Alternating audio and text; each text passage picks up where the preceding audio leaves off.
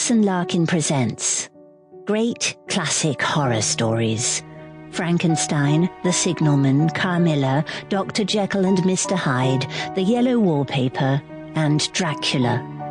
Read by Clive Hayward, Derek Perkins, and Alison Larkin.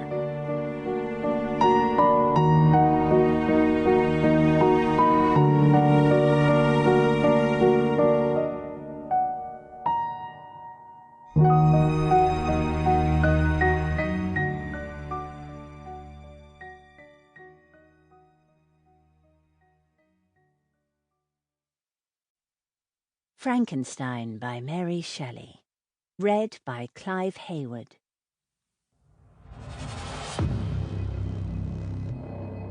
Letter 1. St. Petersburg, December the 11th. To Mrs. Saville, England. You will rejoice to hear that no disaster has accompanied the commencement of an enterprise which you have regarded with such evil forebodings.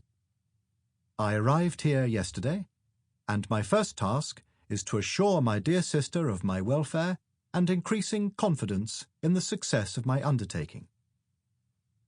I am already far north of London, and as I walk in the streets of Petersburg, I feel a cold northern breeze play upon my cheeks, which braces my nerves and fills me with delight. Do you understand this feeling? This breeze, which has travelled from the regions towards which I am advancing, gives me a foretaste of those icy climes. Inspirited by this wind of promise, my daydreams become more fervent and vivid. I try in vain to be persuaded that the pole is the seat of frost and desolation. It ever presents itself to my imagination as the region of beauty and delight. There, Margaret, the sun is forever visible, its broad disk just skirting the horizon and diffusing a perpetual splendour. There, for with your leave, my sister, I will put some trust in preceding navigators, there snow and frost are banished, and, sailing over a calm sea, we may be wafted to a land surpassing in wonders and in beauty every region hitherto discovered on the habitable globe.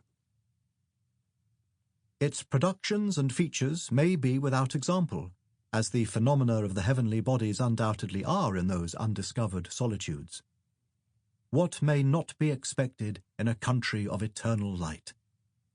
I may there discover the wondrous power which attracts the needle, and may regulate 1,000 celestial observations that require only this voyage to render their seeming eccentricities consistent forever. I shall satiate my ardent curiosity with the sight of a part of the world never before visited, and may tread a land never before imprinted by the foot of man.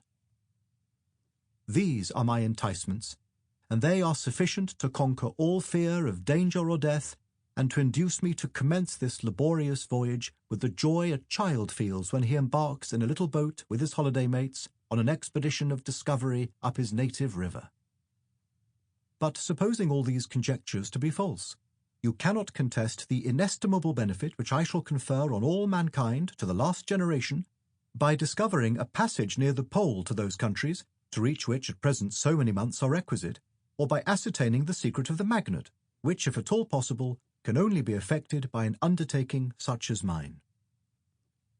These reflections have dispelled the agitation with which I began my letter, and I feel my heart glow with an enthusiasm which elevates me to heaven, for nothing contributes so much to tranquilize the mind as a steady purpose, a point on which the soul may fix its intellectual eye.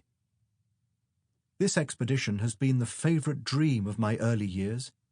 I have read with ardour the accounts of the various voyages which have been made in the prospect of arriving at the North Pacific Ocean through the seas which surround the pole.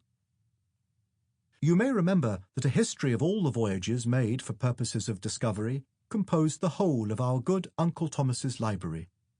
My education was neglected, yet I was passionately fond of reading. These volumes were my study day and night, and my familiarity with them increased that... Sample complete. Ready to continue?